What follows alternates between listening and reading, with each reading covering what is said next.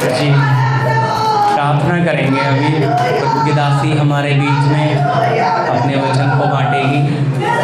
आगे का समय उन्हें देते हुए धन्यवाद स्वर्गीय पिता, पवित्र परमेश्वर, प्रभु यीशु मसीह, हम इस मौके के लिए, इस माहौल के लिए, इस उपस्थिति के लिए पिता आपका धन्यवाद देते हैं। सर्वशक्तिमान आपकी सत्य की आत्मा प्रभु आगे के सभा में प्रभु आपकी दासी को अपने हाथों में लेकर इस्तेमाल करे। सत्य की आत्मा के द्वारा हम एक एक से बात करें प्रभु। इस पात्र से होकर हमारा जरूरत का भोजन आप हमें दो पिता। सब कुछ आपके पवित्र हाथों में सौंपते हैं प्रभु, आप चलाइए। प्रार्थना यीशु मसीह के नाम से, आमीन। प्रभु की दासी बात मत कीजिए। आप लोगों को एक काम दिया था आज सुबह, इस सोच विचार करके मुझे शाम को बताना। याद है क्या भूल गए? क्या दिया था? क्या काम दिया था?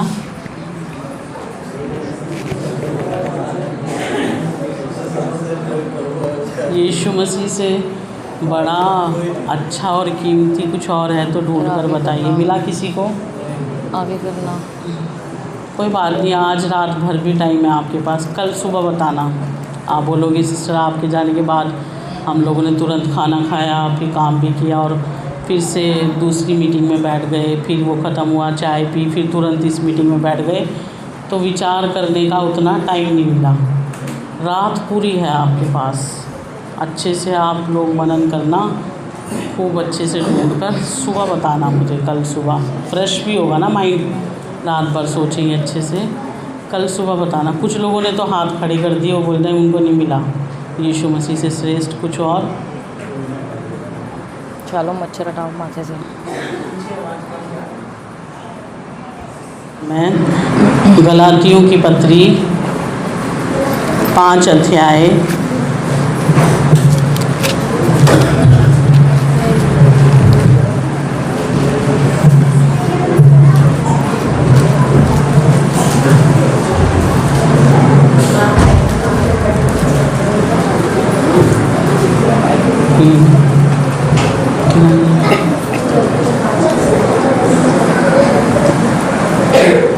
गलातियों 5 अध्याय 24 वचन पढ़ेंगे इसका। 24।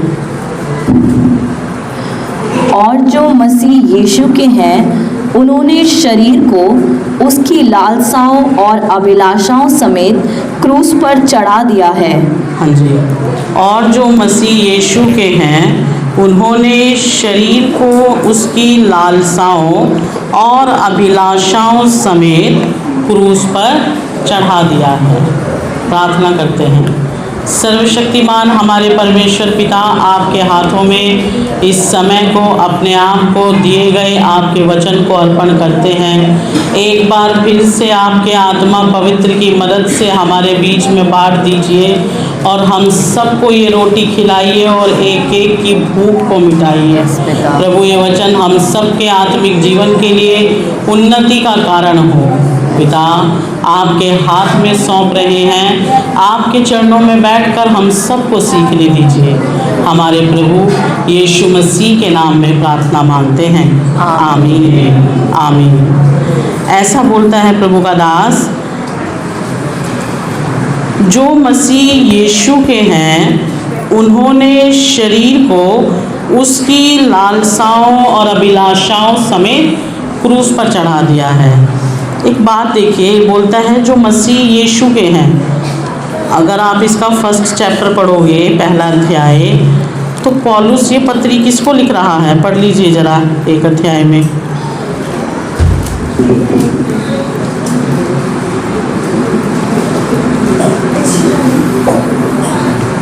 2 वचन पढ़ दीजिए इसका। और सारे भाइयों की ओर से जो मेरे साथ हैं गलातिया की कलीसियाओं के नाम। हाँ जी, पौलुस किसको लिखा है? ये बात कलीसिया को लिख रहा है। कलीसिया में कौन होते हैं लोग? विश्वासी। अन्य जाति तो नहीं होते ना कलीसिया में शामिल, विश्वासी यानी यीशु मसीह के लोग। लेकिन उनको पौलुस बोल रहा है कि जो मसीह यीशु के हैं उन्होंने शरीर को अभिलाषाओं और लालसाओं समेत क्रूस पर चढ़ा दिया है। तो बात अजीब लगती है सुनने से। हम लोगों के विचार से तो मसीह के कौन कौन हैं जिन्होंने बपतिस्मा ले लिया, उद्धार पाया, बपतिस्मा पाया, पवित्र आत्मा पाया, संडे आराधना में जाते हैं, बाइबल पढ़ते हैं, पुराने रीति रिवाज छोड़ दिए, अभी वो बाइबल पढ़ते हैं, प्रेयर में जाते हैं, पास्टर उनके घर में आते हैं। तो हमारे विचार से तो मसीह का होना यही है, यही है, यही है, ऐसा ही है। आम तौर पर कलीसियाओं में विश्वासियों का विचार इतना होना मतलब मसीह का होना, है ना। तो बोलते हैं ना हम तो यीशु मसीह के हैं, अभी विश्वासी बन गए, प्रभु यीशु मसीह हमारा है। लेकिन पौलुस नहीं मानता इस बात को, इतना होना सिर्फ ये शुरुआत है। वो बोल रहा है अगर तुम मसीह यीशु के हो, देखो कलीसिया में बोल रहा है, विश्वासियों को लिख रहा है, तो विश्वासियों की भीड़ है, विश्वासियों के पास जाएगी ना ये पत्री, ये लेटर, तो बोलेगा तो क्या बोल रहा है, जैसे भाई जितने इनमें से मसीह यीशु के हैं, जितने जितने यीशु मसीह के हैं वो सब कैसे हैं, उन्होंने अपने शरीर को लालसाओं, अभिलाषाओं, इच्छाओं समेत, शरीर का मतलब फ्लैश यानी शारीरिकता, उसको क्रूस पर चढ़ा दिया है। तो फिर बाकी क्या बोलेंगे, तो फिर प्रभु हम किसके हैं? बपतिस्मा तो हमने भी आपके नाम का लिया हुआ है ना। पास्टर ने ऐसे ही तो दिया था बपतिस्मा, यीशु मसीह के नाम में पवित्र आत्मा, ऐसे ही बोला था ना, कुछ और बोला था आपके कान में नज़दीक आके, मेरा तो यही बोला था प्रभु के दास ने, है ना। बपतिस्मा तो हमने भी उसी का लिया हुआ है। लेकिन फिर पौलुस ऐसा क्यों बोल रहा है कि जितने मसीह यीशु के हैं उन्होंने क्रूस पर चढ़ा दिया सभी लालसाओं और अभिलाषाओं को। इसका मतलब ये है कि मसीह का होना कुछ और बात भी है, या मसीह का होने के लिए कुछ और भी, इससे आगे बढ़कर कुछ और भी करना पड़ेगा। सिर्फ बपतिस्मा लेना, कलीसिया में शामिल हो जाना, उतना से सिर्फ मसीह का नहीं हो सकते, उसके आगे बढ़कर कुछ और बोल रहा है प्रभु का दास प्रभु के वचन में। वो बोल रहा है उन लोगों ने अपनी शारीरिकता को सभी लालसाओं और अभिलाषाओं के साथ क्रूस पर चढ़ा दिया है ना।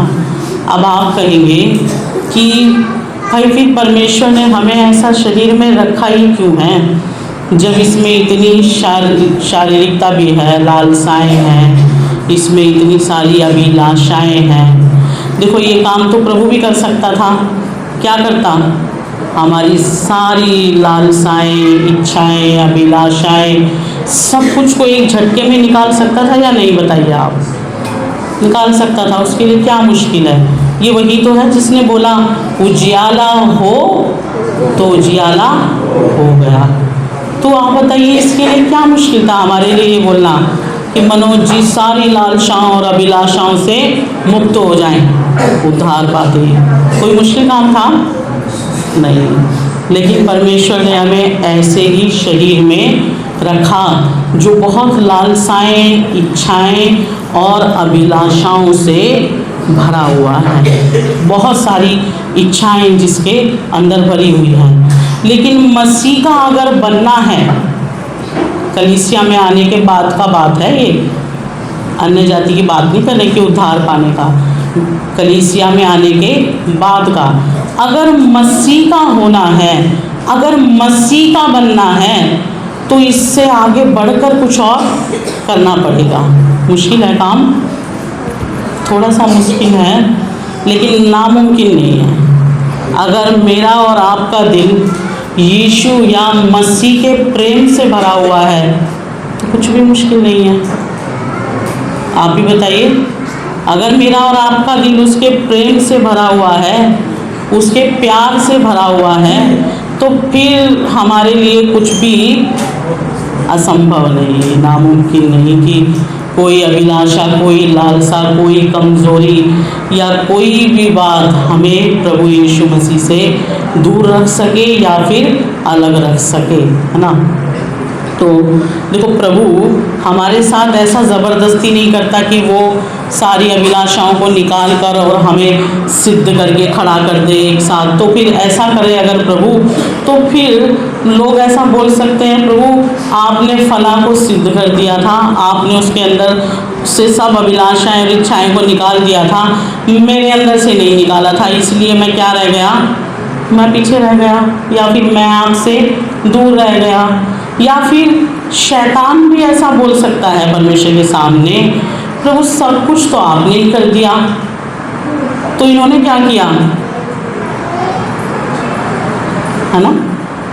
प्रभु आपने सब कुछ करके दे दिया इनको, इनके करने के लिए आपने कुछ नहीं छोड़ा, तो फिर जय पाने के लिए इनके पास बचा क्या। ये किस पर जय पाकर, सिंहासन पर बैठने के लिए अपने आप को दावेदार बोलते हैं कि हम क्या करेंगे, यीशु मसीह के साथ, पिता के साथ सिंहासन पर बैठेंगे और राज्य करेंगे। और किनका न्याय करेंगे, स्वर्गदूतों का भी न्याय करेंगे। बोल सकता नहीं बोल सकता, आप बताओ। इतनी मामूली बात, तो इतना सवाल तो हम भी उठा सकते हैं परमेश्वर के सामने, तो वो तो बहुत बुद्धि से भरपूर है। या बताइए, बेवकूफ़ है वो, बहुत बुद्धिमान है, तो वो भी बोल सकता है प्रभु आपने सब कुछ कर दिया था, इनके करने के लिए कुछ नहीं छोड़ा। इसलिए परमेश्वर ने हमें ऐसे शरीर में रखा और चाहता है, या दूसरा आप ये समझ सकते हैं कि हमारे परमेश्वर का स्वभाव, उसका नेचर, वो मनुष्य के साथ कैसे डील करता है, उसका व्यवहार कैसा है मनुष्य के साथ। वो हमें गुलाम की तरह नहीं हमारे साथ व्यवहार करता। कैसा व्यवहार करता है, हमें आज़ाद मर्जी देता है ना। आज़ाद मर्जी देता है परमेश्वर। पहले थी आज़ाद मर्जी, पहले नहीं थी आज़ाद मर्जी, हमारे गुलाम थे हम लोग। पहले किसी और की मर्ज़ी के अनुसार चलना पड़ता था, उसके अनुसार सब करना पड़ता था। लेकिन परमेश्वर यीशु मसीह के आने के बाद, उसके नज़दीक आने के बाद हमें ये आज़ादी मिल गई। तो प्रभु हमारी फ्री विल में कभी हाथ नहीं डालता। तो क्या चाहता है परमेश्वर अपने लोगों से, ठीक है तुमने उद्धार पाया, बपतिस्मा लिया, कलीसिया में आए, लेकिन अगर मसीह का बनना है, ये यीशु मसीह का होना है, अपनी मर्जी से या अपनी खुद की इच्छा से इन लालसाओं और अभिलाषाओं को क्या करना होगा, क्रूस पर चढ़ाना होगा। मैं नहीं ये ज़बरदस्ती करवाऊंगा आपसे। कैसे करना होगा, अगर तुम्हारा खुद का मन ये चाहता है कि मुझे मसीह का होना है, सिर्फ यीशु मसीह का, ये मुझे नहीं चाहिए ये अभिलाषाएं, संसार की अभिलाषाएं, तो अपनी मर्जी से वेदी पर अर्पण करो और इन सब चीज़ों को जलाते जलाते जलाते जाओ और क्या हो जाओ, यीशु मसीह के बन जाओ। ऐसा चाहता है परमेश्वर। इसलिए क्या नहीं करता, इसलिए हमारी आज़ाद मर्जी में हाथ नहीं डालता, अपने वचन के द्वारा, अपने दास लोगों के द्वारा बार बार बार बार सिखाता है, चेतावनी देता है, सचेत करता है बार बार, है ना मनुष्य में सिखाता है बार बार। ये तो पहले भी सीखा हुआ है ना आपने, तो आज क्या ज़रूरत है बोलने की, इसका मतलब ज़रूरत होगी ना। इसीलिए बार बार बार बार क्या करता है, वो माहौल बनाकर तैयार करके देता है मुझे और आपको कि क्या कर ले हम लोग अपनी तैयारी को पूरा कर लें, और अगर कमी रह गई है तो उन बातों को जांच लें। तो यीशु मसीह का होने का मतलब कि सारी अभिलाषाओं और लालसाओं को क्रूस पर चढ़ाकर ख़त्म करना। अब आप बोलोगे कि अगर सब कुछ हम क्रूस पर चढ़ा देंगे तो फिर संसार में क्या बचा, क्या एंजॉय करें संसार को। पूछा था किसी ने ना मुझसे ऐसा कि फिर संसार में क्या रहेगा हमारा लाइफ, क्या जीवन रहेगा। सारी इच्छाएं आप बोलते हो चढ़ा दो क्रूस पर, सारी लालसाएं बोलते हो, सारी, यहाँ तक कि बोलते हो कि सारी मनमर्जी भी छोड़ दो। हम अपनी मर्जी भी ना करें, कुछ कोई इच्छा भी ना करें, कोई लालसा भी ना पूरी करें, तो फिर कैसा जिए जीवन पृथ्वी पर? या क्या बचा फिर हमारे जीवन में? विश्वासी ऐसा पूछते हैं। तो मैं हैरान होकर सोच रही थी, इन लोगों ने अभी तक क्या सचमुच में पवित्र आत्मा के उस आनंद का स्वाद नहीं चखा, या परमेश्वर की उस उपस्थिति का स्वाद नहीं चखा, कि इनको अभी भी ऐसा लगता है कि उससे बढ़कर संसार में कुछ और बहुत मीठा हो सकता है, जिसे छोड़ने में इनको लगता है कि अगर वो सब छोड़ दिया तो जीवन बिल्कुल नीरस हो जाएगा। ऐसा रिएक्शन था जो मुझे बोल रहे थे। क्या बचा फिर सिस्टर लाइफ में? सभी कुछ छोड़ दिया, सभी कुछ छोड़ दिया, मतलब जीवन कैसा हो जाएगा? बेस्वाद, नीरस हो जाएगा। फिर क्या रंग बचा हमारे जीवन में? हम क्या सारा टाइम प्रार्थना ही थोड़ी ना करते रहेंगे? तो इसका मतलब क्या हुआ? परमेश्वर की उस उपस्थिति, उसकी उस नज़दीकी, उसके साथ की वो घनिष्ठता, उसका स्वाद अभी तक चखा नहीं है। इसलिए जब कंपेयर कर रहा है, तुलना कर रहा है, तो क्या ज़्यादा मीठा लग रहा है? दुनिया, अभिलाषाएं, इच्छाएं, ये लालसाएं। इसलिए लग रहा है कि अगर इनको त्याग दिया तो जीवन बिल्कुल नीरस हो जाएगा। जबकि ये बात अगर वो समझ जाएं या अनुभव कर पाए कि जो हम सिखा रहे हैं अगर उसको पा लिया तो इतनी संतुष्टि अंदर आ जाएगी कि फिर संसार कैसा लगेगा? फिर संसार कैसा लगेगा? बिल्कुल फीका और बेस्वाद। फिर ऐसा लगेगा कि इस संसार में मुझे पसंद आने जैसा कुछ भी बाकी नहीं है, कुछ भी ऐसा नहीं जो मुझे अच्छा लगे या जो मुझे पसंद आ सके। देखिए एक वचन पढ़िए, पौलुस ये बात बोल रहा है। पौलुस किसको देखता है? उसका निशाना प्रभु यीशु मसीह है। बोलता है ना, मैं निशान किया है। यूहन्ना रचित सुसमाचार उसका 30 वचन पढ़िए, 30। मैं अब तुम्हारे साथ और बहुत बातें ना करूँगा, क्योंकि इस संसार का सरदार आता है, मुझ पर उसका कोई अधिकार नहीं। मैं पढ़ती हूँ, इसमें ट्रांसलेशन थोड़ा सा अलग है। मैं अब से तुम्हारे साथ और बहुत बात ना करूँगा, क्योंकि इस संसार का सरदार आता है और मुझ में उसका कुछ नहीं। क्या बोलता है प्रभु का दास? यीशु मसीह बोल रहा है, इस संसार का सरदार या हाकिम या मालिक आता है और मुझ में उसका कुछ नहीं। इस संसार का हाकिम बोलने से कौन है? मालूम है आप लोगों को वचन? नहीं मालूम है तो पढ़ लीजिए। नहीं लोग निकालिए पहला यूहन्ना।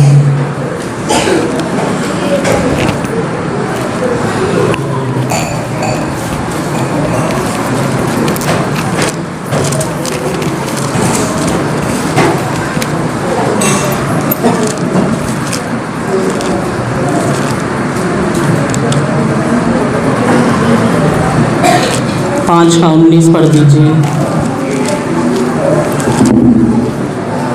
हम जानते हैं कि हम परमेश्वर से हैं और सारा संसार उस दुष्ट के वश में पड़ा है। हाँ जी, क्या बोलता है यूहन्ना? हम जानते हैं कि हम तो परमेश्वर से हैं, परंतु सारा संसार उस दुष्ट के वश में पड़ा है, यानी उसके अधिकार में है, उसके कब्जे में है।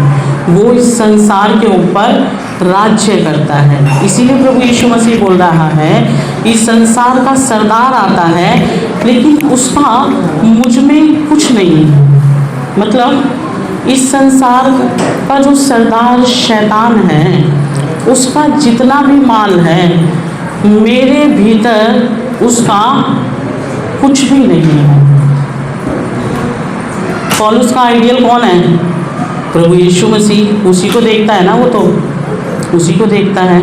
तो जब उसको देखता है तो क्या देख रहा है कि मेरा प्रभु यीशु मसीह बोलता है भाई इस संसार का जो मालिक है ये संसार उसका उसके अंदर कुछ भी नहीं है, तो फिर मेरे भीतर भी उसका कुछ क्यों रहे।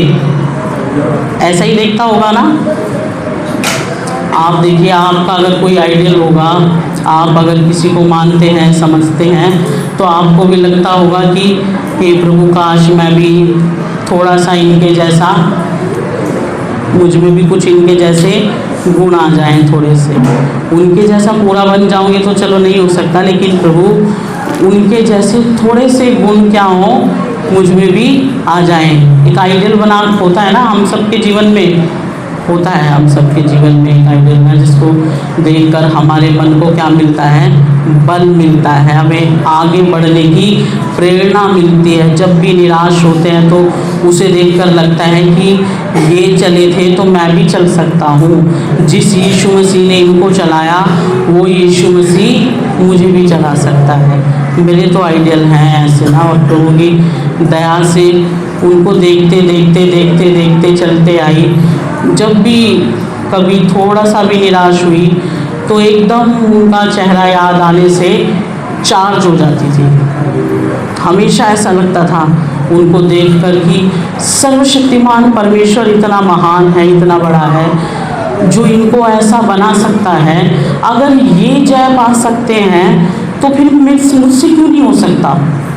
मैं जब उनको प्रचार करते हुए देखती थी ना, मैं तो छोटी थी उस टाइम में, तो उनको प्रचार करते हुए देखती थी इतना आत्मा में भरे हुए, और उनके जीवन की गवाहियाँ सबसे अलग और इतना अलग प्रभु का दास। तो उनको देखती थी तो दूर से उनको देखती होती थी, ऐसे स्टेज में बैठे होते थे वो, तो हम नीचे बैठे हुए होते थे, तो उनको देखती थी, मैं सोचती थी उनके हाथ में भी मेरे ही जैसी 5 उंगलियाँ हैं। सच में ऐसे ही देखती थी। मांस भी ऐसा ही है। जब उनसे मिलने भी जाती थी, कभी प्रार्थना करते थे तो सिर में हाथ रखेंगे तो फील होगा ना टच। तो मैं हमेशा अपने मन में सोचती थी मांस भी कैसा ही है, मेरे ही जैसा है। चलो मेल फीमेल का फ़र्क है वो तो अलग बात है, लेकिन मनुष्य है ना वो भी। तो मैं क्या सोचती थी, उनको देखकर मुझे क्या दिलेरी मिलती थी, अगर इनसे हो सकता है तो मुझसे क्यों नहीं हो सकता। जो यीशु मसीह इनको इतनी ताकत दे सकता है, ये बता रहे हैं अपने बारे में इतनी बड़ी बड़ी गवाहियाँ, तो वही यीशु मसीह अगर मैं भी उसके साथ ऐसा चलना चाहूँगी तो मुझे क्यों नहीं देगा। ये बात ने मुझे बहुत ताकत दी और आज तक दे रहा है, बहुत ताकत दी। इसीलिए बोल रही हूँ कि जब हमारा कोई आइडियल होता है, क्या बोलते हैं आइडियल हिंदी में, आदर्श। हाँ जी, मनोज भैया बहुत जल्दी बताते हैं शब्द ना। आदर्श, हमारा कोई आदर्श होता है जो हमारी आंखों में, हमारे मन में बसा होता है, तो हमारा मन चाहता है मैं भी इनके जैसा थोड़ा सा कुछ बन जाऊं। ऐसा तो नहीं कभी चाहा मैं इनके जैसा बन जाऊं। मैं हमेशा ऐसा बोलती थी प्रभु के सामने, हे प्रभु यीशु मसीह तेरा दास इतना सच्चा है, इनकी पाँव पर तलवे में जो धूल लगती है ना, अगर उसके एक कण जैसा भी मैं बन जाऊं, मेरा जीवन सफल हो जाए। बहुत टूटे हुए मन से प्रभु को बोलती थी, प्रभु इनके पाँव में जो धूल लगती है वो कण भी मुझसे बहुत अच्छा है, तेरा दास इतना ऊंचा है, काश मैं उसके जितना भी बन पाऊँ। तो पौलुस का भी कौन था आइडियल, प्रभु यीशु मसीह ना। तो इसीलिए बोल रहा है कि मेरा प्रभु बोलता है कि मुझ में इस संसार का कुछ भी नहीं है, इस संसार के हाकिम का मेरे भीतर कुछ नहीं, तो फिर मेरे अंदर भी क्यों रहे। ज़रूर सोचता होगा, नहीं सोचता होगा ऐसा, बताओ आप, या ऐसे प्रार्थना करता होगा, नहीं करता होगा। इसीलिए तो आत्मा में लिख रहा है कि अगर मसीह के हैं या जो मसीह यीशु के हैं, उन्होंने अपने शरीर को सब अभिलाषाओं और लालसाओं समेत क्रूस पर चढ़ा दिया है। वो मसीह का होने की जो ललक पौलुस के अंदर लगी, वो उसे कहाँ तक ले गई, तीसरे स्वर्ग तक। इसीलिए तो बोलता है ना, मैंने वहाँ ऐसी ऐसी बातें देखी जो मनुष्य के मुंह पर लाना भी उचित नहीं थी। वो जो प्यास लगी यीशु मसीह के जैसा या मसीह का बन जाने की, मसीह का हो जाने की, उसी ने तो पौलुस को पहुंचा दिया ना इतना ऊंचाई पर। इसीलिए तो इतना दिलेरी से बोलता है कौन मुझको मसीह यीशु के प्रेम से अलग कर सकता है। पौलुस भी तो बोल सकता था सब त्याग दिया, सब क्रूस पर चढ़ा दिया, अभी जीवन बिल्कुल नीरस हो गया। ऐसा भी तो लिख के जा सकता था हम लोगों के लिए कि भाई मैंने सब क्रूस पर चढ़ा दिया, सब कर दिया अर्पण, जीवन बिल्कुल नीरस हो गया। लेकिन वो उससे भी बढ़कर क्या बात बोल रहा है, उसके प्रेम में इतनी ताकत है और इतनी मिठास है कि उसके सामने मुझे ऐसा लगता है कि संसार में ऐसा कुछ भी नहीं जो मुझे उसके प्रेम से अलग कर सके। एक दिन मैं प्रार्थना कर रही थी प्रभु के चरणों में बैठे हुए, तो प्रभु के साथ प्रभु की उपस्थिति जब नज़दीक आती है, टच करती है, हमें बात करता है, जब उसकी उपस्थिति, उसकी नज़दीकी, तो नम्र होते हैं, आंखों से आंसू बहते हैं। होता है ना, होता होगा आप लोगों के साथ भी। उस समय बहुत आनंद का होता है, उसकी नज़दीकी का, उसकी हुजूरी का। तो मैं उसकी उपस्थिति में बैठी हुई थी, प्रेम में रो रही थी उसके। तो मैं उसको बोल रही थी, हे प्रभु यीशु मसीह, ये शैतान कैसे लोगों को ऐसे ले जाता है, लोगों की बुद्धि कहाँ चली जाती है। मैं उससे बोल रही थी, प्रभु मुझे तो दुनिया में देखने से ऐसा कुछ भी नज़र नहीं आता शैतान के पास जो यीशु मसीह से मुझे अलग कर पाए, क्योंकि यीशु इतना मीठा है, इतना मीठा है यीशु कि शैतान के पास उसके बराबर तो क्या, थोड़ा सा उसके नज़दीक जाए उतना भी कुछ नहीं, उसके पास कुछ भी नहीं है उसके पास। फिर पता नहीं कैसे लोग डूब जाते हैं। इसका मतलब उस गहरी उपस्थिति को जीवन में कभी अनुभव किया नहीं होता ना, उस प्रेम को प्रभु यीशु मसीह के अनुभव नहीं किया होता। इस कारण से ये अभिलाषाएं और ये इच्छाएं ज़्यादा पावरफुल लगती हैं। अगर आपका और मेरा दिल प्रभु यीशु मसीह के प्रेम से भरा हुआ होगा ना, उसके साथ का वो जुड़ाव होगा, मैं सच बताती हूँ आपको, इस दुनिया में ऐसी कोई भी इच्छा नहीं, कोई भी अभिलाषा नहीं, इस दुनिया का ऐसा कोई ऊंचा नाम नहीं, कोई पद नहीं जिसके लिए मरे जा रहे हैं कलीसियाओं में लोग। अरे पता नहीं इतनी मारा मारी है। मैं तो ये भी देखकर बहुत चौंकती हूँ और हैरान होती हूँ, इतनी मारा मारी है, मुझे ये बनाओ, मुझे वो बनाओ, मुझे ये पद मिले, मुझे वो पद मिले। भाई सबसे ऊंचा पद तो दे दिया आपको, अब बताओ स्वर्ग से ऊंचा कुछ और बचा है क्या? क्या बोला है, जो जय पाए वो मेरे साथ मेरे पिता के सिंहासन पर बैठेगा। जब सबसे ऊंचा पद दे दिया, उसके बाद पाने के लिए, चाहने के लिए, थोड़ी सी भी इच्छा रखने के लिए बचा है कुछ?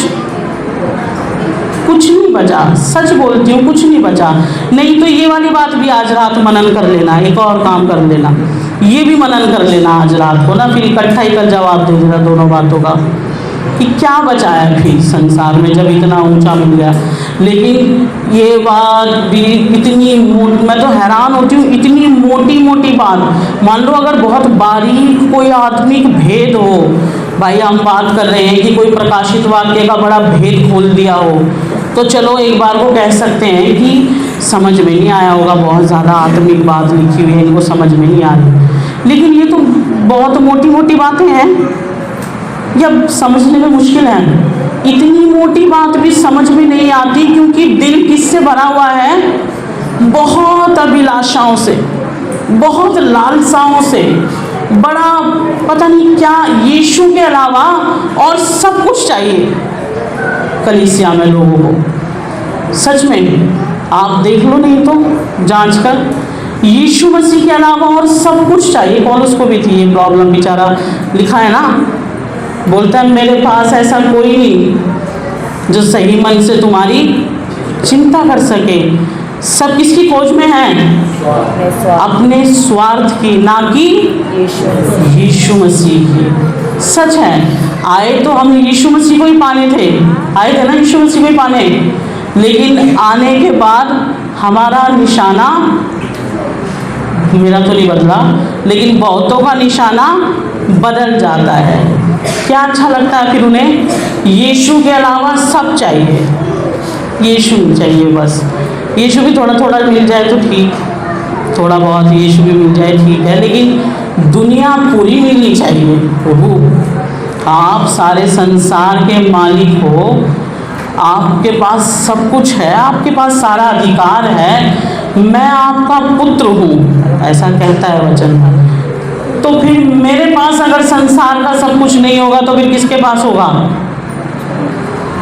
बोल सकते हैं ना ऐसा? अगर मेरे पास नहीं होगा पिता तो किसके पास होगा? तो यीशु के अलावा क्या चाहिए? बाकी सारी दुनिया चाहिए। लेकिन प्रभु किससे प्रेम करता है? पौलुस क्या बोल रहा है?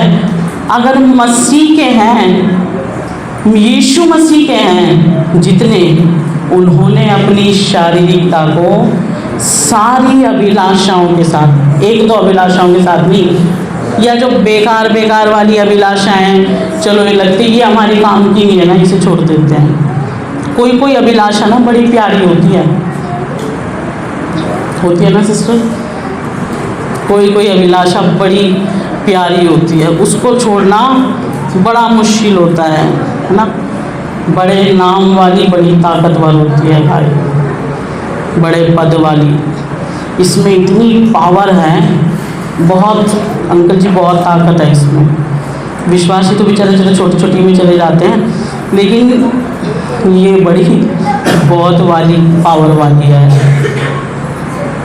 इसको छोड़ने का मन भी नहीं करता, क्योंकि किसको अच्छा नहीं लगेगा भाई? अच्छा नाम, बड़ा नाम, ऊंचा नाम, सबको अच्छा लगता है ना कि क्या हो जाए, मेरा नाम ऊंचा हो, मेरा पद बड़ा हो, मुझे दूसरों से श्रेष्ठ समझा जाए, मैं भी कुछ हूँ ये समझा जाए। किसको बुरा लगेगा? ये तो पसंद आने वाली बातें हैं ना। आप लोग ऐसा रिएक्शन क्यों दे रहे हैं? हाँ तो कहिए, मैं कोई आपको डराने के लिए थोड़ी, हम लोग परमेश्वर का वचन सीख रहे हैं एक दूसरे के साथ। ऐसा कोई बाहर का व्यक्ति थोड़ी जिसके सामने आपको इतना डर करो और ऐसा बैठना पड़ेगी, कोई एग्ज़ाम दे रहे हैं आप। कंफर्टेबल रहिए मेरे साथ, हम सब एक ही हैं, आपके बीच में से ही हूँ मैं। मेरा तरीका ऐसा ही है कंफर्टेबल रखने का, डराने धमकाने का नहीं है। पुलिस थोड़ी हूँ भाई मैं कि विश्वासियों को डरा धमका के, बड़ी बड़ी आंखें निकाल के उनको डरा दूँ। परमेश्वर कितना भयानक है, अगर अभिलाषाएं नहीं छोड़ोगे तो देखना कैसी आग और गंधक की झील में तुम्हें जलाएगा। ये काम है मेरा, ये नहीं है मेरा काम, ये नहीं है काम। इसलिए कंफर्टेबल रहिए, डरिए मत, सही सही जवाब दीजिए, और प्रभु का वचन जो बात कर रहा है समझने की कोशिश कीजिए उसको ना। क्या बात कर रहे हैं हम लोग? कुछ कुछ अभिलाषाएं टटोल कर देखिए सच में अपना दिल ना। कुछ कुछ अभिलाषाएं होती नहीं ऐसी जो कैसी लगती हैं, प्रभु ये नहीं छूटती मुझसे, या ये बहुत प्यारी है, इसको मैं छोड़ना नहीं, इसको नहीं मैं छोड़ना चाहता, बाकी सब छोड़ता हूँ, ये वाली रख लेता हूँ। रख तो लेंगे, लेकिन फिर यीशु मसीह के नहीं हो पाएंगे हम। अभिलाषा तो रख लेंगे, ठीक है रख लो, प्रभु कौन सा हमसे ज़बरदस्ती छीन लेगा या हमसे ज़बरदस्ती छीन कर चला लेगा? क्या करेगा? छोड़ देगा, कोई बात नहीं, फ्री विल पर तो छोड़ा ही हुआ है, ज़बरदस्ती तो करता ही नहीं हमारा परमेश्वर हमारे साथ। क्या चाहता है? मेरे बच्चे पूरे मन से, पूरे प्रेम से मुझसे प्रेम करते हुए इन चीज़ों को तुच्छ जाने, इन इच्छाओं और अभिलाषाओं को तुच्छ जाने, उनको समझ आए कि मैं क्या हूँ और ये सब क्या है। ऐसा चाहता है प्रभु, प्रेमी दिल से चाहता है, उसके लिए हम कुछ करें, ज़बरदस्ती से नहीं। ज़बरदस्ती करने वाला नहीं है हमारा परमेश्वर। तो पौलुस बोलता है, एक और वचन पढ़िए इसके साथ पहले आप, रोमियो की पत्री चैप्टर 8 में आ जाइए, 7 पढ़िए इसका 7। क्योंकि शरीर पर मन लगाना तो परमेश्वर से बैर रखना है, क्योंकि ना तो परमेश्वर की व्यवस्था के अधीन है और ना हो सकता है। क्या बोलता है प्रभु का दास? बोल रहा है शरीर पर मन लगाना तो परमेश्वर से बैर रखना है। इसके साथ एक और पढ़ लीजिए, याकूब में फिर बात करते हैं इसी के साथ का। याकूब की पत्री चैप्टर 4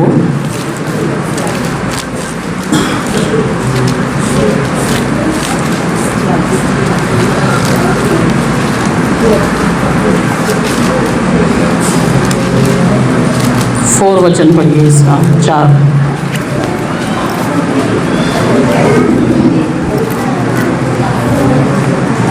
4 वचन पढ़िए, 4 का 4। हे व्यभिचारियों, क्या तुम नहीं जानती कि संसार से मित्रता करनी परमेश्वर से बैर करना है? अतः जो कोई संसार का मित्र होना चाहता है वह अपने आप को परमेश्वर का बैरी बनाता है। हाँ जी, देखिए प्रभु का दास क्या बोलता है वचन में कि संसार से मित्रता करना परमेश्वर से बैर रखना है, और जो कोई संसार का मित्र होना चाहता है वो अपने आप को परमेश्वर का बैरी बनाता है। अब हम तो प्रेमी बनकर आए ना यीशु मसीह के, ऐसा ही बोलते हैं ना, मेरा प्रिय यीशु तू, गाना भी गाते हैं ना, ये यीशु मसीह हमारा दुश्मन है, प्रेमी है, ऐसे ही पुकारते हैं उसको, बोलते हुए संबोधित भी करते हैं ना, मेरे प्रिय, मेरे प्रेमी। लेकिन यहाँ क्या बोल रहा है कि अगर तुम संसार से मित्रता करते हो तो फिर किसके बैरी बन जाते हो? परमेश्वर के बैरी बन जाते हैं। मित्रता करना संसार से मतलब संसार की अभिलाषाएं और ये इच्छाएं या संसार का जो हाकिम है उसका दिया हुआ जो कुछ भी आपको यीशु मसीह से बढ़कर प्रिय लगता है, तो फिर क्या है मैं और आप?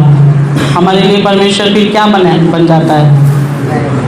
बैरी, दुश्मन भी कह सकते हैं आसान भाषा में, अगर रोज़ जो हम बोलते हैं, परमेश्वर क्या बन जाता है? दुश्मन। दुश्मन तो नहीं बनाना चाहते अपने प्रिय यीशु मसीह को हम अपना, क्या ही चाहते हैं, क्या ही रहे? प्रिय रहे, प्रेमी ही बना रहे। ये भी पढ़िए जरा पहला यूहन्ना में और ये वचन।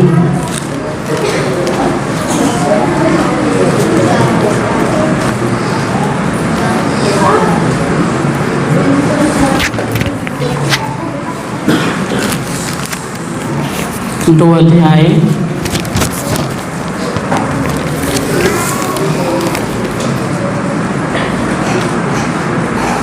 15 से पढ़िए 15। तुम ना तो संसार से और ना संसार में की वस्तुओं से प्रेम रखो।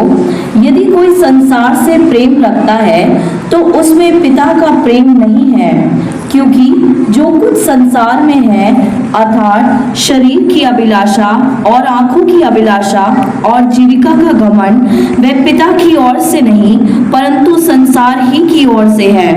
संसार और उसकी अभिलाषाएं दोनों मिटते जाते हैं, पर जो परमेश्वर की इच्छा पर चलता है वो सर्वदा बना रहेगा। आमीन। क्या बोलता है परमेश्वर का वचन कि भाई ना तो तुम संसार से और ना संसार में की वस्तुओं से प्रेम रखो, क्योंकि क्या कारण बोल रहा है? जिसमें संसार का प्रेम है उसमें पिता का प्रेम नहीं रह सकता। एक ही चीज़ रह सकती है। बचपन से एक कहावत भी सुनते आ रहे हैं, एक मयान में 2 तलवारें, सुनिए ना, मैं भी बचपन से सुनते आ रही हूँ।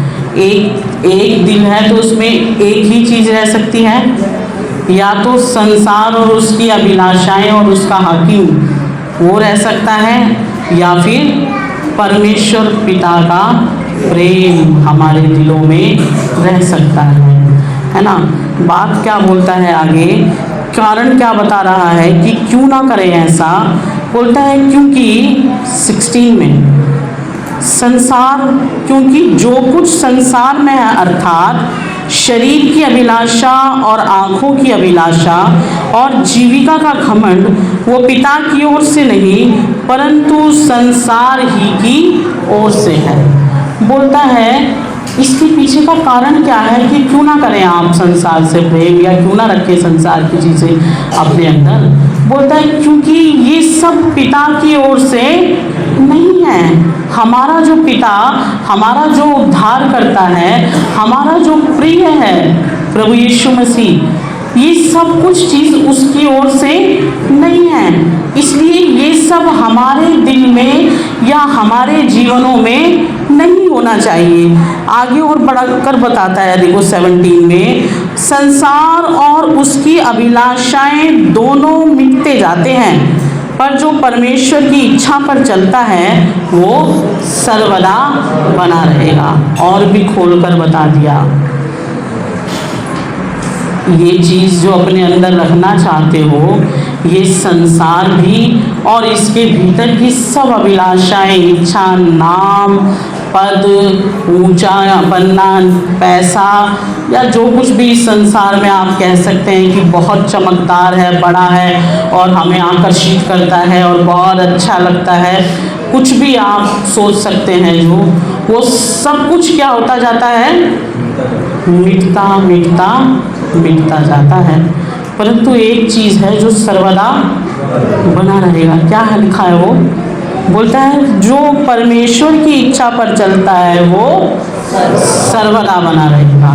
अब आप बताइए कि आप आपके घर में छोटी सी भी कोई चीज़ खरीदते हैं तो सोचते हैं ना टिकाऊ होनी चाहिए, या ऐसा सोच कर ले लेते हैं कि चलो कोई बात नहीं, थोड़ा गला सड़ा भी है तो चला लेंगे। थोक पर जाकर देखते हैं ना, अच्छी तरह से छानबीन करके क्या होना चाहिए, टिकाऊ, मजबूत। तो जब छोटी छोटी चीज़ों के लिए इतने सतर्क रहते हैं तो अपने जीवन के लिए कितना सतर्क रहना चाहिए, बहुत ज़्यादा। उसके लिए भी टिकाऊ चीज़ लेना चाहिए या कुछ भी जो मिट जाएगा। इसीलिए क्या बोल रहा है, जो परमेश्वर की इच्छा पर चलता है वो हमेशा तक, सर्वदा का मतलब हमेशा हमेशा हमेशा, जितनी बार भी आप हमेशा लगाओगे कम ही पड़ेगा, हमेशा तक बना रहेगा। किसकी इच्छा पर चलने वाला? परमेश्वर की इच्छा पर चलने वाला। तो परमेश्वर आपसे और मुझसे बहुत प्यार करता है। आप ऐसा ना सोचें कि हमारा पिता कैसा है। देखो वो ये नहीं चाहता कि हम दुनिया में थोड़े टाइम के लिए तो आए हैं, थोड़ा एंजॉय करने दें हमें लाइफ हैं, संसार को थोड़ा सा हम लोगों को एंजॉय करने दें। क्या है प्रभु को दिक्कत अगर हम थोड़ी सी खुशी मना लेंगे संसार में? ज़्यादा बड़े बड़े वाले पाप थोड़ी करेंगे हम, कौन सा किसी का खून कर देंगे हम लोग, या कौन सा हम बड़ी चोरी कर देंगे या कुछ कर देंगे। थोड़ी बहुत अभिलाषाएं तो बोलते हैं प्रभु को, प्रभु थोड़ी छोटी मोटी, और हम बेचारे आम साधारण से लोग हैं, हमारी तो अभिलाषाएं भी कितनी हैं, कोई अंबानी जैसी थोड़ी हैं कि प्रभु हमने कौन सा आपसे ताजमहल मांग लिया। कैसी हैं हमारी अभिलाषाएं? छोटी छोटी छोटी छोटी अभिलाषाएं हैं। क्या परेशानी है प्रभु को? ये अभिलाषाएं, इतनी छोटी छोटी अभिलाषाएं भी चाहता है हम छोड़ दें। आजकल के बच्चे तो देखो, उनसे तो फ़ोन भी नहीं छूटता, नहीं छूटता ना, बच्चे का भी तो बड़ों से भी नहीं छूटता। इतना ज़्यादा लत लग गई है लोगों को फ़ोन की ना, और रात में भी नहीं छोड़ते, पूरी पूरी रात कई लोग काली करते फ़ोन में। इतना टाइम किल करता है ये विश्वासियों का, पूरा शैतान है इसमें, फुल टाइम क्या कर रहा है, अच्छे से इस्तेमाल कर रहा है अपनी टेक्नोलॉजी का। किस लिए? विश्वासियों को इन बातों से भटकाकर दूसरी दुनिया में लगाए रखने के लिए। तो परमेश्वर क्या चाहता है, हमसे प्रेम करता है, इसलिए हमें जागृत करता है, इसलिए हमें जगाता है और हमें कहता है मेरे बच्चों, तुमने जिस पर मन लगाया है वो कैसा है, वो धोखेबाज है, वो मिट जाएगा। क्योंकि वो मेरी तरफ से या मेरी ओर से तुम्हारे लिए नहीं है। वो हमेशा तक तुम्हारे पास नहीं रहेगा। मैं तुमको उससे बहुत बहुत बहुत बढ़कर कुछ और देना चाहता हूँ, जो तुम्हारे पास कब तक टिकेगा? हमेशा तक टिकेगा। तो प्यार करता है हमारा पिता या बुरा चाहता है हमारा? प्यार करता है बहुत हमसे। अगर इन बातों को मनन करोगे तो आपको पता लगेगा कितना भलाई चाहने वाला अच्छा बाप है हमारा, जो हमें क्या करता है? सचेत करता है, अलर्ट करता रहता है बार बार हम लोगों को अपने वचन के द्वारा, अपने दासों के द्वारा, कि क्या करो? हमेशा तक टिकने वाली चीज़ के ऊपर मन लगाओ और उसी को पाने की यत्न करते रहो, उसी को पाने के लिए दौड़ते रहो, उसी को पाने के लिए परिश्रम करते रहो, उसी को पाने के लिए क्या करते रहो? सारी मेहनत।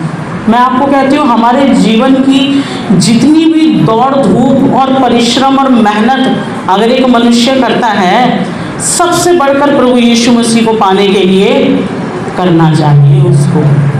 यीशु मसीह को पाने का मतलब सिर्फ उद्धार पाकर कलीसिया में बैठना नहीं। क्या बात कर रहे हैं हम? मसीह के हो जाना, उसकी नज़दीकी में आ जाना, उसके जैसा जैसा जैसा बनते बनते बनते जाना। इसमें बड़ा आनंद है।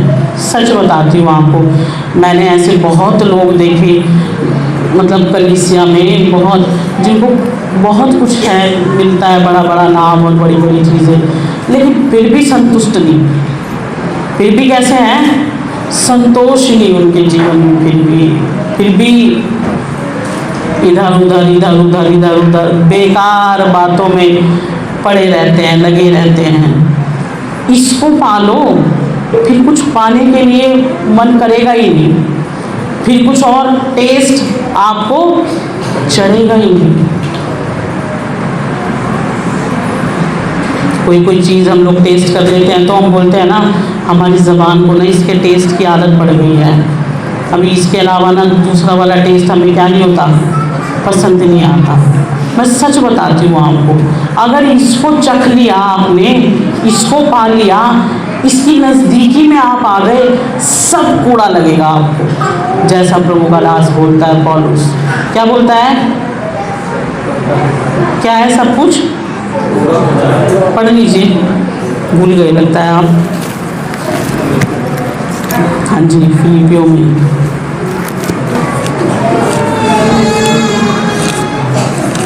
फिलिपियों, मनोज भैया बता रहे हैं फिलिपियों में पढ़ते हैं, इसका मतलब 3 अध्याय फिलिपियों की पत्री 3 अध्याय 7 से पढ़ दीजिए। परंतु जो जो बातें मेरे लाभ की थी, उन्हीं को मैंने मसीह के कारण हानि समझ लिया है, वरन मैं अपने प्रभु मसीह यीशु की पहचान की उत्तमता के कारण सब बातों को हानि समझता हूँ, जिसके कारण मैंने सब वस्तुओं की हानि उठाई और उन्हें कूड़ा समझता हूँ, जिससे मैं मसीह को प्राप्त करूँ पढ़िए। और उसमें पाया जाऊं, ना कि अपनी उस धार्मिकता के साथ जो व्यवस्था से है, वरन उस धार्मिकता के साथ जो मसीह पर विश्वास करने के कारण है और परमेश्वर की ओर से विश्वास करने पर मिलती है, ताकि मैं उसको और उसके मृत्युंजय की सामर्थ को और उसके साथ दुखों में सहभागी होने के मर्म को जानूं और उसकी मृत्यु की समानता को प्राप्त करूं, कि मैं किसी भी रीति से मरे हुओं में से जी उठने के पद तक पहुंचूं। यह मतलब नहीं कि मैं पा चुका हूँ या सिद्ध हो चुका हूँ, पर उस पदार्थ को पकड़ने के लिए दौड़ा चला जाता हूँ, जिसके लिए मसीह यीशु ने मुझे पकड़ा था। हे भाइयों, मेरी भावना यह नहीं कि मैं पकड़ चुका हूँ, परंतु केवल यह एक काम करता हूँ कि जो बातें पीछे रह गई हैं उनको भूलकर आगे की बातों की ओर बढ़ता हुआ निशाने की ओर दौड़ा चला जाता हूँ, ताकि वो इनाम पाऊँ जिसके लिए परमेश्वर ने मुझे मसीह यीशु में ऊपर बुलाया है। हाँ जी, क्या बोलता है प्रभु का दास। देखो बहुत सारी बातें बोल दिया पौलुस ने। तो बोल रहा है मैंने लाभ की, फायदे की सब वस्तुओं को क्या समझ लिया है, हानि, नुकसान समझ लिया। सब बातों को मैंने पूरा समझ लिया। बोल रहा है मैं उसके मर्म को और भी ज़्यादा जानना चाहता हूँ। इतना तो जान चुका है पौलुस, फिर भी कैसा है, परमेश्वर की उपस्थिति या उसकी नज़दीकी में जब मैं और आप जाते हैं या आप जाएंगे तो सिर्फ उतने से प्यास नहीं बुझेगी, फिर कैसा मन होगा, और चाहिए। फिर और आगे जाएंगे, फिर आपका मन होगा इससे और ज़्यादा भी नज़दीकी चाहिए। फिर आप और आगे बढ़ेंगे, फिर आपको लगेगा इससे और ज़्यादा नज़दीकी चाहिए। इतना अच्छा है प्रभु यीशु मसीह। इसीलिए पौलुस बोल रहा है मैं तो निशाने की ओर आगे दौड़ा चला जाता हूँ, ताकि वो इनाम पाऊँ जिसके लिए परमेश्वर ने मुझे ऊंची बुलाहट दिया है। मैं ये नहीं कहता कि मैं पा चुका हूँ, बल्कि पाने के लिए दौड़ रहा हूँ, दौड़ा चला जा रहा हूँ। और साथ साथ क्या कर रहा हूँ, बीती हुई बातों को सब पीछे छोड़ते हुए, मेरे निशाने को देखते हुए मैं बस आगे आगे आगे आगे दौड़ता जा रहा हूँ। पौलुस की प्यास बुझ नहीं रही है इतना ही पाने से। बस उसको कितना चाहिए यीशु मसीह, पूरा चाहिए। मुझे भी पूरा ही चाहिए। अब अच्छी चीज़ है, थोड़े में क्यों मान जाएं, आप बताइए। जब अच्छा मिल रहा है कुछ तो थोड़ा लेकर क्यों मान जाएं, पूरा ना ले लें। इसमें तो लालची होना चाहिए हमें, वैसे लालच नहीं करना चाहिए, लेकिन इस बात में हमें क्या होना चाहिए, थोड़ा नहीं ज़्यादा लालची होना चाहिए। प्रभु थोड़े से नहीं मेरा पेट भरता, मेरा मन भरता, आप मुझे पूरे के पूरे चाहिए।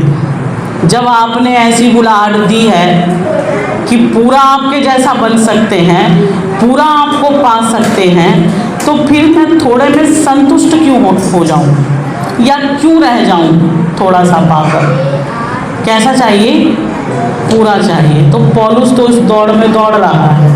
मुझे भी और आपको भी क्या करना है, इन सारी अभिलाषाओं और इच्छाओं को क्रूस पर चढ़ाते चढ़ाते, देखो एक दिन में तो ये काम होगा नहीं, लेकिन अगर आपके अंदर इच्छा है तो एक दिन ज़रूर हो जाएगा।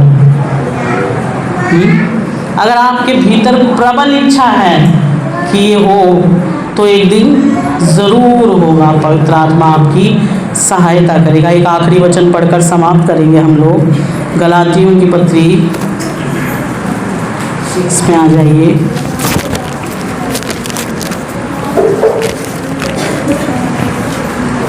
गलातियों 6 अध्याय 14 वचन पढ़िए इसका, 14।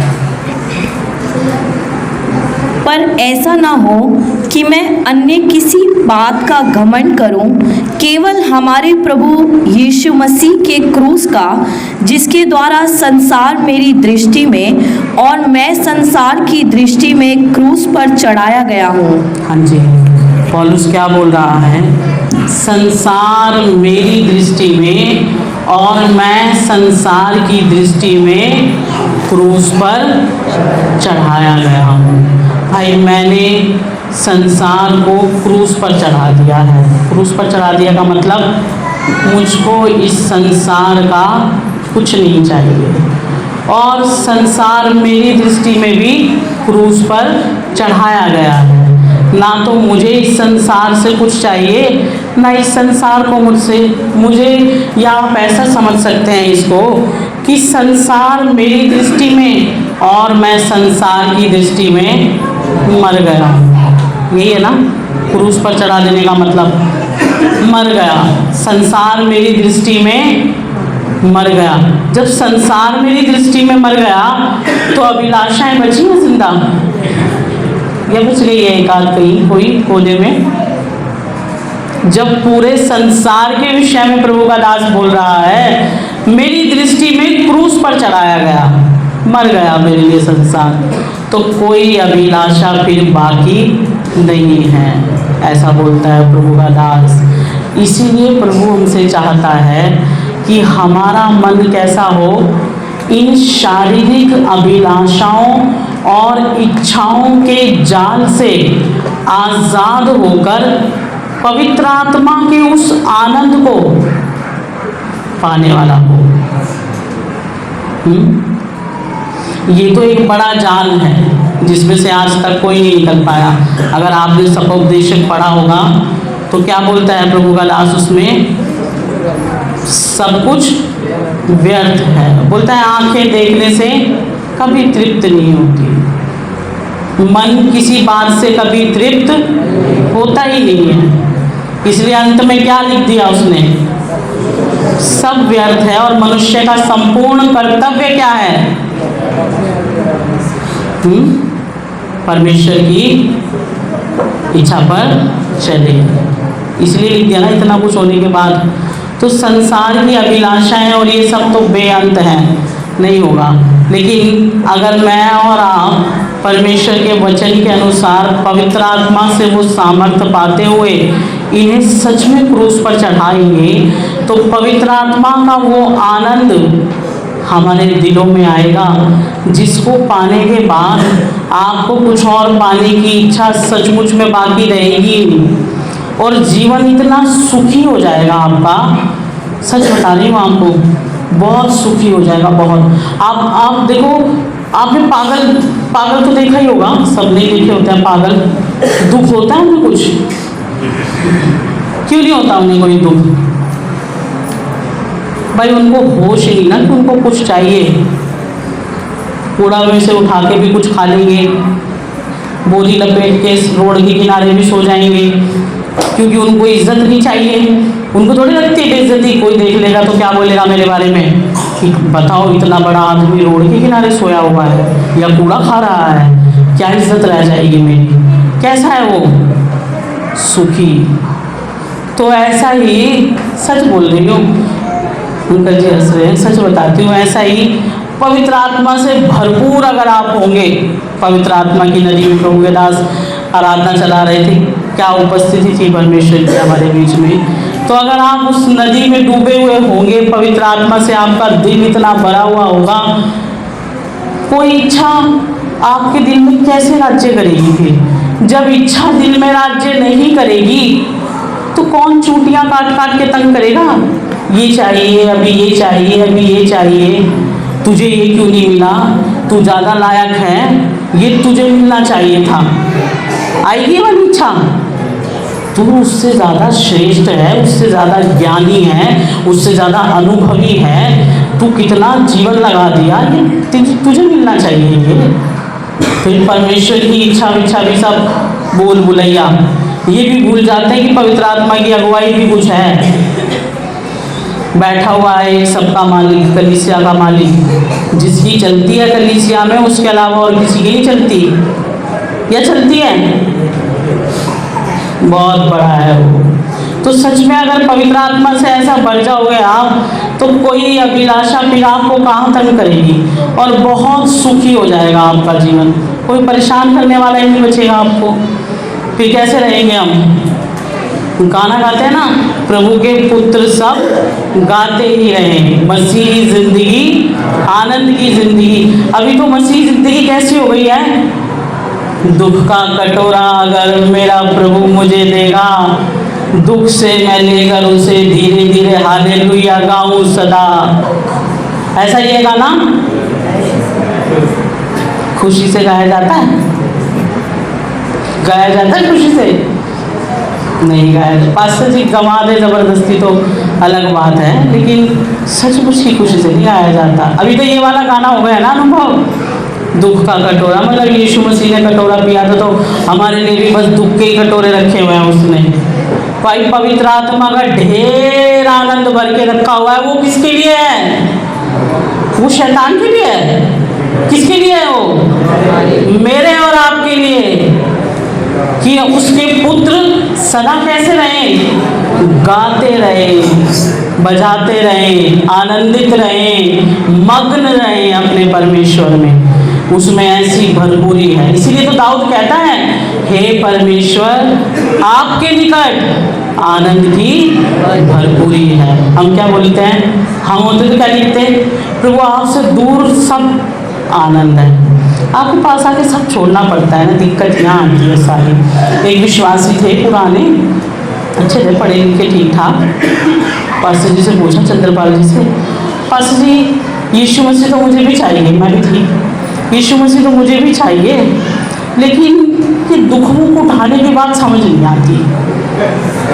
मतलब ऐसा नहीं हो सकता कि हमें यीशु भी मिल जाए और संसार भी मिल जाए।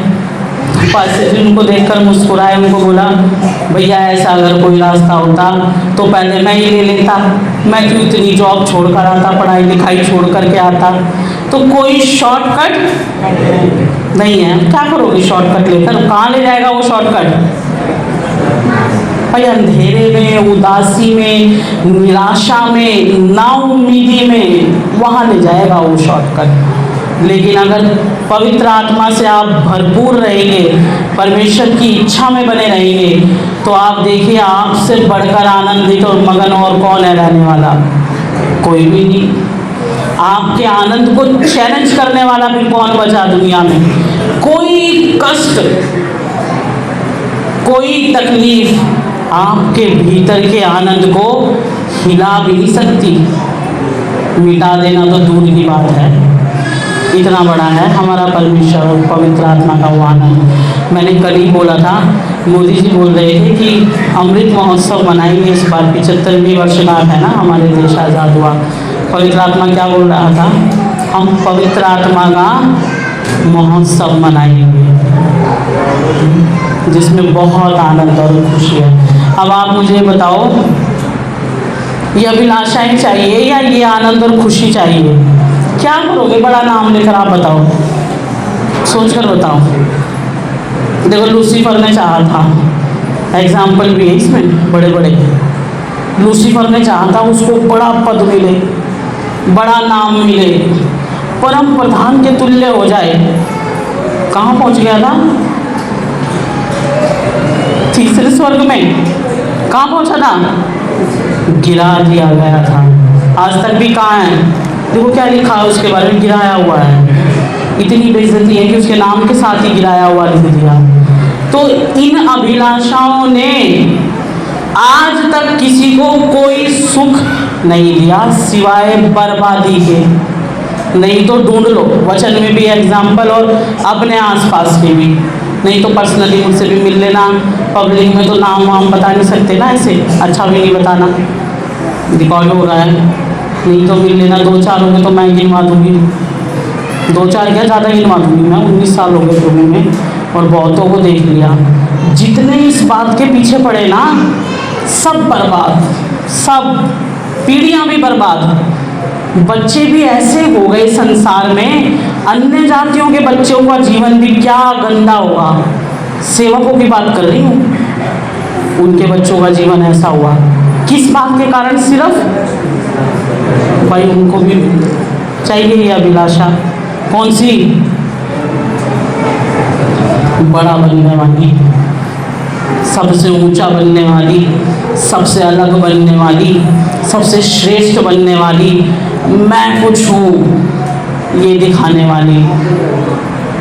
क्या दिखाना ये सब करके? इस इतनी कीमती आनंद को क्यों गंवाना चाहते हैं?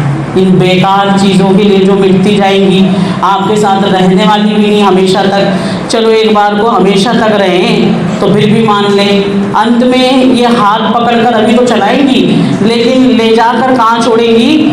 उदासी निराशा के घोर अंधेरे में वहाँ डाल देगी। फिर पड़े रहेंगे वहाँ सुस्त मुंह बना के। सब सपने टूट गए। मैंने चाहा था मैं परम प्रधान के तुल्य हो जाऊंगा, मेघों पर विराजूंगा, मैं तो कहाँ पड़ा, पृथ्वी पर गिरा दिया गया। जो मेरा था वो भी नहीं बचा। तो जो आपके पास है उसको क्यों लुटाना चाहते हो? जो प्रभु ने दिया हुआ है संतुष्ट रहो, संभालो उसे कीमती समझकर। प्रभु मुझे नालायक को ये मौका दे दिया, मैं योग्य नहीं था इसके, ये मुझे दे दिया, मुझे कृपा दे, मैं वफादार रह पाऊँ, मैं विश्वास योग्य दास बन पाऊँ। बोलता है ना यीशु मसीह, क्या बोलता है दृष्टांत में, याद है? किसी को याद नहीं? सच्चे विश्वास योग्य दास का दृष्टांत नहीं पढ़ा सुसमाचारों में? क्या बोलता है परमेश्वर प्रभु यीशु मसीह? सच्चे और विश्वास योग्य दास, तू थोड़े में वफादार रहा, मैं तुझे बहुतों में अधिक भी बनाऊंगा। तो प्रभु ने जितना दिया उसको संभाल लो पहले, बहुत देगा। क्या बोला था उसको दाऊद को? मैंने तेरे लिए तेरे स्वामी का महल दिया। पढ़ा हुआ है ये वचन, पढ़ते होंगे बाइबल तो आप सब। मैंने जब दाऊद ने पाप किया हुआ विचार का, क्या बोला परमेश्वर जब उसके साथ बात कर रहा है अपने दास के द्वारा? तो क्या बात की? मैंने तेरे लिए तेरे स्वामी का महल दिया, सब धन संपत्ति दी, यहाँ तक कि तेरे भोग के लिए उसकी स्त्रियां भी दे दी, और अगर ये कम था तो मैं तुझे और भी बहुत देने वाला था। फिर तूने वो काम क्यों किया जो यहोवा की दृष्टि में बुरा है ना? तो जो परमेश्वर ने दिया हुआ है उसको क्या समझो, कीमती नम्र हृदय से। प्रभु आपने मुझे इतना तक समझा, मुझे विश्वास योग्य दास बने रहने के लिए आप कृपा दें। आप आगे और दें ना दें मेरे को उससे कुछ लेना देना नहीं। देखो मैं तो प्रभु को ऐसा ही बोलती हूँ, हमें प्रार्थना में ना, मेरी जो पर्सनल प्रेयर होती है या मेरे दिल की जो भावना होती है ना, इच्छा, मैं ऐसा बोलती हूँ, प्रभु जिनको नाम चाहिए उन्हें दे, भर भर के नाम। जिनको पद चाहिए उन्हें पद दे, बना उनको खूब बड़ा बड़ा, जिनको बड़ा बनना है। जिनको पैसा चाहिए उनको पैसा दे। प्रभु यीशु मसीह मुझे आप ही चाहिए, मेरी तो रक्षा करना इन बड़े बड़े सांपों से, कहीं मुझे ना निकल जाएंगे। तेरे दास से सीखा हुआ है, सुबह भी बताया था ना, बहुत बड़ा अजगर है भाई, बड़े बड़ों को खा गया है। मैं तो ऐसा बहुत बिलखती हूँ प्रभु के सामने। आज भी मेरी प्रेयर होती है प्रभु के सामने इतने सालों से, और हमेशा होती है, प्रभु मुझे नहीं चाहिए ये तो मुझे आपसे दूर ले जाएगा। हे प्रभु आप मुझ पर नियंत्रण रखिए।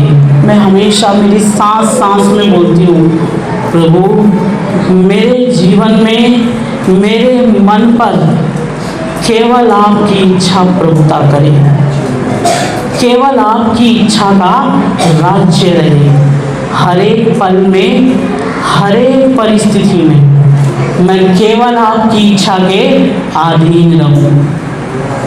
प्रभु चलाएगा नहीं चलाएगा फिर हमें? मुझे तो चला दिया यहाँ तक, इतने सारे हिलोरे खाने के बाद भी, इतने सारे धोखे खाने के बाद भी, बड़े बड़े धुरंधरों से निपटने के बाद भी, बड़े बड़े ज्ञानियों से निपटने के बाद भी, बहुत झमेले देखने के बाद भी, एक बार भी ऐसा मौका नहीं दिया जब शर्मिंदगी होना हुआ। एक बार भी ये मौका नहीं होने दिया कि लज्जित होना पड़ा हो आज तक, एक भी बार। 19 साल हो गए, बहुत बड़े बड़े लोगों से टक्कर लिया, लेकिन किसके कारण टिके हुए हैं? सर्वशक्तिमान परमेश्वर मेरा बाप साथ खड़े रहने के कारण टिके हुए हैं। ज्ञानियों को तो कब का उखाड़ के फेंक देता है, ज्ञानी क्या है उसके सामने? ऐसे ज्ञानी पता नहीं कितने दिखते हैं बाहर। मुझे कोई बोल रहे थे 1-1.5 साल पहले कि वो तो बहुत बड़े हैं, बड़े ज्ञानी हैं, बड़ी ट्रेनिंग की हुई है उन्होंने। मैंने बोला जी ऐसी ट्रेनिंग करने वाले तो पता नहीं 36 घूमते हैं रोड पर, ऐसे हर किसी को हम मानने लगे तो हमारा घर तो इन्हीं से बन जाएगा। पवित्र आत्मा भी तो है हमारे भीतर, वो भी तो हमें बताता है कौन है, किसके सामने घुटने टिकाने को हमारा दिल चाहेगा, कौन योग्य है जिसके सामने हम खुद से नतमस्तक हो जाएं कि ये मुझे चलाने की ताकत रखता है, इतना योग्य है। तो क्या होना मुझे और आपको नहीं चाहिए ये वाला पवित्र आत्मा? बताओ आप मुझे, ये पवित्र आत्मा पालो आप लोग ना, ये पवित्र आत्मा का आनंद। ताली बजाने वाला पवित्र आत्मा की बात नहीं कर रही हूँ मैं, हाँ अल्लाह करने वाला, वो तो सब करते हैं, बहुत जोर जोर से करते हैं, आपसे भी अच्छा करते हैं। कौन से पवित्र आत्मा की बात कर रही हूँ? जो आपको दिलेर बनाएगा, जो आपको बुद्धिमान बनाएगा, जो आपको योग्य बनाएगा, जो आपको नम्र बनाएगा, जो आपको आपके बाप के सामने दीन बनाएगा, जो आपको आपके पिता की इच्छा में चलना सिखाएगा, जो आपको उससे प्रेम करना सिखाएगा। वो वाला आत्मा चाहिए नहीं चाहिए? चाहिए। आज प्रभु को बोलना, प्रभु हाँ बोलना बहुत कर दिया, आज ये वाले आत्मा का दान दे, इस आत्मा की नदी में जाने दे हमें। आइए प्रार्थना करेंगे हम सब। रखिए, प्रभु आपके दिल की इच्छा जानना चाहता है। आज अपने प्रेमी को कहिए, मेरे प्रेमी तुझसे बढ़कर और कुछ प्रिय नहीं। आपके दिल के भीतर की इच्छा को आज सुनने दीजिए उसे। आप क्या चाहते हैं सुनने दीजिए आपके पिता को, आपके प्रेमी को।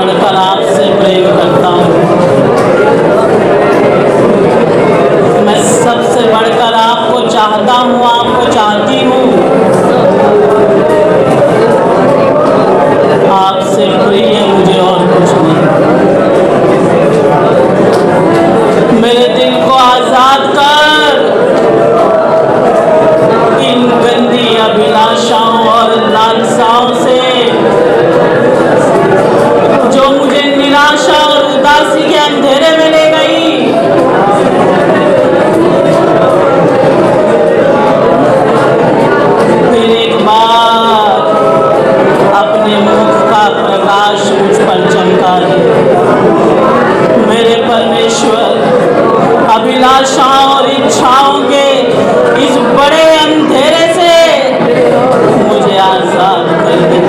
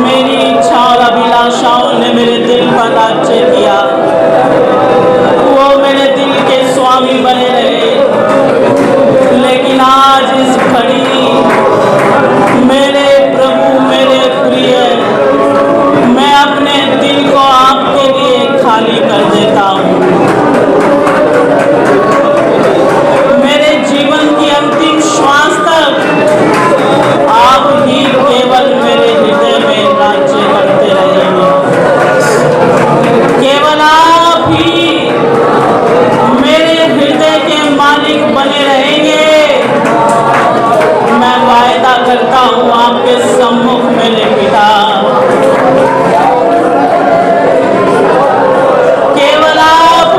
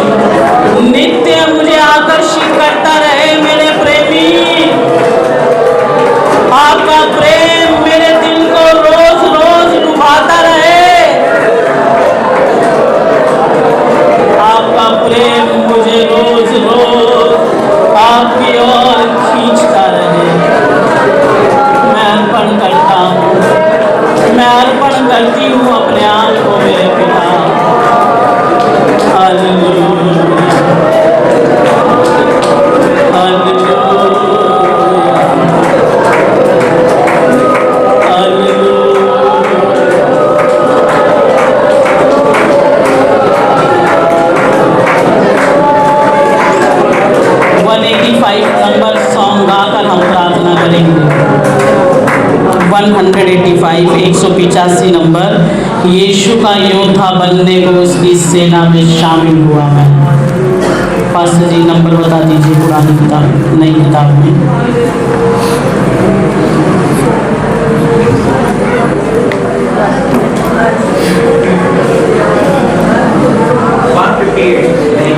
नई किताब में 158 158 नंबर। पुरानी की किताब में 185 185 नंबर। यीशु का योद्धा बनने को उसकी सेना में शामिल हुआ है। ऊंची बुलाहट सुनकर मैं निकल पड़ा उसकी साथ से। ऊंची बुलाहट सुनकर मैं निकल पड़ा उसकी साथ से। आत्मिक जंग लड़ूंगा मैं मेरे यीशु के नाम में। आऊंगा उसके राज्य में अपने नाम को। आऊंगा उसके राज्य में अपने नाम को। अपना क्रूस उठाने को कोई न जानती मुझे। अपना क्रूस उठाने को कोई न जानती मुझे। मेरे लिए यीशु दुख सहा करूँगा मैं सर्वदा। मेरे लिए यीशु दुख सहा करूँगा मैं सर्वदा। आत्मिक जंग लड़ूंगा मैं मेरे यीशु के राज में। पाऊंगा उसके राज्य में अपने नाम को। पाऊंगा उसके राज्य में अपने नाम को। संसार और उसके मोह से शैतान धोखा देने आएगा। संसार और उसके मोह से शैतान धोखा देने आएगा। संसार की सारी महिमा पानी है उसको त्याग कर आगे बढ़ूंगा। संसार की सारी महिमा पानी है उसको त्याग कर आगे बढ़ूंगा। आत्मिक जंग लड़ूंगा मैं मेरे यीशु के नाम में। पाऊंगा उसके राज्य में अपने नाम को। पाऊंगा उसके राज्य में अपने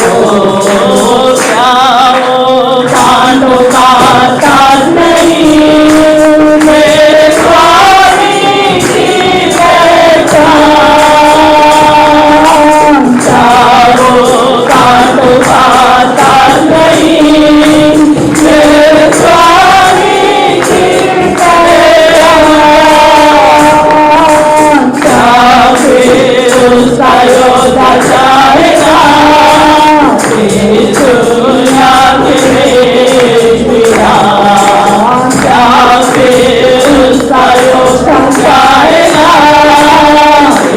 दुनिया के देश विधान आत्मिका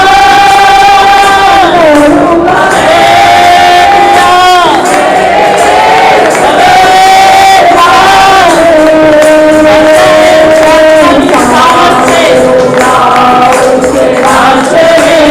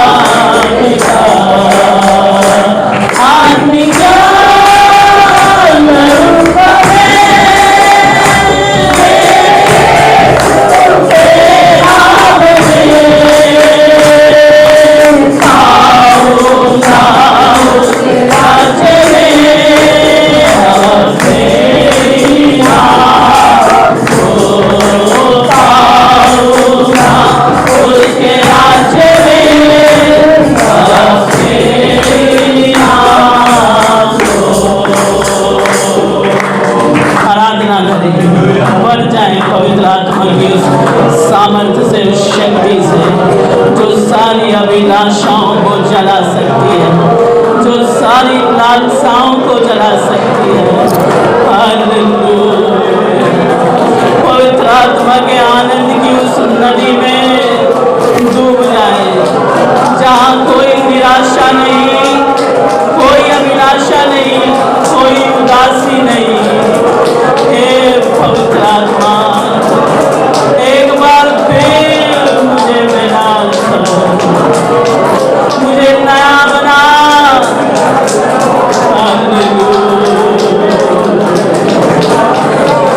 हालेलुया।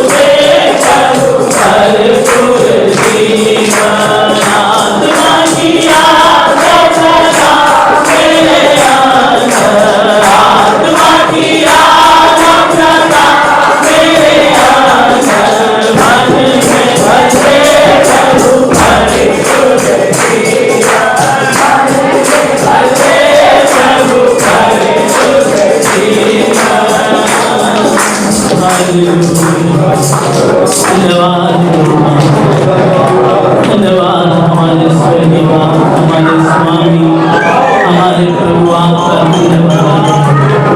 धन्यवाद हमारे संपूर्ण हृदय से केवल आपको ही प्रेम करने के लिए आप हमारे दिलों को हर प्रकार की अभिलाषाओं और लालसाओं से आप आजाद करते हैं। अपने दिलों को हमारे स्वामी आपके चरणों में हम अर्पण कर रहे हैं पिता। हरे उस लालसा, उस इच्छा, उस अभिलाषा को आप मेरे दिल से प्रभु मुझे आजाद करते मेरे परमेश्वर, मेरे प्रभु। केवल आप मेरे जीवन से, मेरे चाल चलन से महिमा पाएं। आप केवल महिमा मैं हूँ मेरे जीवन से। मेरे पिता, आपसे बढ़कर मैं और कुछ नहीं चाहता, आपसे बढ़कर मुझे और कुछ प्रिय नहीं। मेरे स्वामी, हमेशा तक आप मेरे दिल के स्वामी बनकर विराजमान रहे। मेरी अंतिम श्वास तक मेरे दिल के सिंहासन पर केवल आप ही विराजमान रहे। मैं आप ही को आमंत्रित करता हूँ मेरे हृदय में, आप विराजमान रहे। आपके हाथों में सौंप देता हूँ, सौंपते हैं हमारे प्रभु यीशु मसीह के नाम में प्रार्थना मांगते हैं। आमीन आमीन। प्रभु के दास आगे आकर सभा। धन्यवाद स्वर्गीय पिता, परम प्रधान, पवित्र परमेश्वर। प्रभु हम इस सौभाग्य के लिए फिर से धन्यवाद देते हैं। प्रभु आपने अपनी दासी को अपने हाथों में लेकर हमारे बीच में इस्तेमाल किया। प्रभु जो भोजन दिया प्रभु ये हमें के लिए आत्मिक उन्नति का कारण हो मेरे प्रभु। हालेलुया। राजा आदि राजा प्रभु अभिलाषाओं पर पूरी तरह से जय पाकर आपके वचन में पूरे निपुण हों मेरे प्रभु, पवित्रताई में बढ़े और आपकी आत्मा की आगे के एक जीवन में प्रभु जलती रहे मेरे पिता। हम धन्यवाद देते हैं प्रभु, अब तक आपने हमें संभाला प्रभु। इन सेशनों में आपकी आत्मा हमें आगे भी लेकर चले प्रभु, यही उपस्थिति में प्रभु आप चलाइए प्रभु। हम धन्यवाद देते हैं आपकी दासी को जो आपने अपने बलवंत हाथ के द्वारा इस्तेमाल किया प्रभु हमारे बीच में पिता। हम अपने आप को, पूरी मंडली को आपके पवित्र हाथों में सौंपते हैं। प्रार्थना यीशु मसीह के नाम से, आमीन। अब पिता का प्रेम, पुत्र का अनुग्रह, पवित्र आत्मा की सहभागिता, संगति हमारे साथ, तमाम संत लोगों के साथ प्रभु यीशु के दूसरे आगमन तक होता रहे, आमीन। सबको जय मसीह।